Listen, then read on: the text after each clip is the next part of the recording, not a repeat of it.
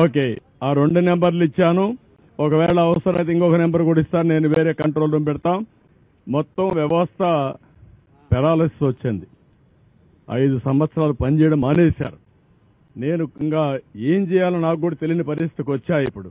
అందుకే ఇప్పుడు ఒక ఆఫీసర్ సస్పెండ్ చేశారు. జక్కంపూడిలో ఒక ఆఫీసరు సరిగా తీసుకపోతే మార్నింగ్ అప్పుడే సస్పెన్షన్ అయింది. ఎక్స్ప్లెనేషన్ కాల్ ఫార్ చేశాను. ఇంకెవరిని నేను ఉపేక్షించను. మంత్రులు కూడా సరిగా చేసిన పని చేయకపోతే వాళ్ళ పైన కూడా చర్యలు తీసుకుంటారు. ఎవరైనా నాకు అవసరం. ఇప్పుడు నేనేమంటున్నానంటే మీరు అన్నట్టు కుట్రలు జరుగుతూనే ఉన్నాయి. ఇంత వర్షం పడితే ప్రజలు ఇంత ఇబ్బందుల్లో ఉంటే గుడ్ల వల్ల ఇష్యూ రేజ్ చేస్తారండి? బుద్ధి జ్ఞానం ఉందా మీకు?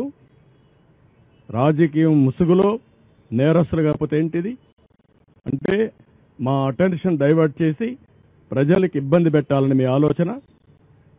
ఇప్పుడు కూడా మీరు అన్నారు ఆ బోర్డ్స్ వచ్చాయి, ఎక్కడి నుంచి వచ్చా కూడా ఇన్వెస్టిగేషన్ చేస్తాం, ఎందుకు వచ్చా కూడా ఇన్వెస్టిగేషన్ చేస్తాం. అందులో కూడా ఎవరైనా ఉంటే మీరు అన్నట్టు ఆ బోట్లు వచ్చినప్పుడు కరెక్ట్గా అది కొట్టుకున్న ప్లేస్ చూశాను నేను.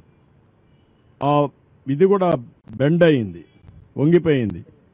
పిల్లర్ కాదు, పిల్లర్ మధ్యలో ఉండే జాయింట్. ఎంత దయనీయమైన పరిస్థితి ఇక్కడ ఉంది అని అంటే ఒకసారి మైకు పెట్టి ఎవరినైనా కూడా అడగండి. నిజంగా ఎంత దారుణమైన పరిస్థితి అంటే ఇక్కడ నుంచి మనుషులు వస్తా ఉన్నారు. ఇళ్లలో నుంచి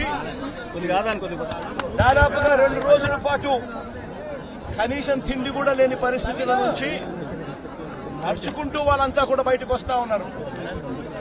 బోట్లు ఏమైనా ఏనంటే చాలని బోట్లు, ఆ బోట్లు కూడా ఎక్కించుకునే పరిస్థితులు, సందుల్లోకి బొందుల్లోకి పోని పరిస్థితి. బోట్లలో వచ్చే వాళ్ళ సంఖ్య ఎంతమంది ఉన్నారు, నడుచుకుంటూ వచ్చే వాళ్ళ సంఖ్య ఎంతమంది ఉన్నారు ఒక్కసారి గమనించండి. ఈ లోతు దాకా నీళ్లుండి నడుచుకొని వస్తా ఉన్నారు. వచ్చిన వాళ్ళు కనీసము ఇక్కడికి వచ్చిన తర్వాత ఎక్కడికి పోవాలన్నా కూడా తెలియదు. ఇక్కడికి వచ్చిన వాళ్ళకు కనీసం రిలీఫ్ క్యాంపులు కూడా లేవు. రిలీఫ్ క్యాంపులకు వీళ్ళని తీసుకుని వెళ్లే కార్యక్రమము లేదు, వీళ్ళకి చెప్పింది లేదు, చేసేది లేదు.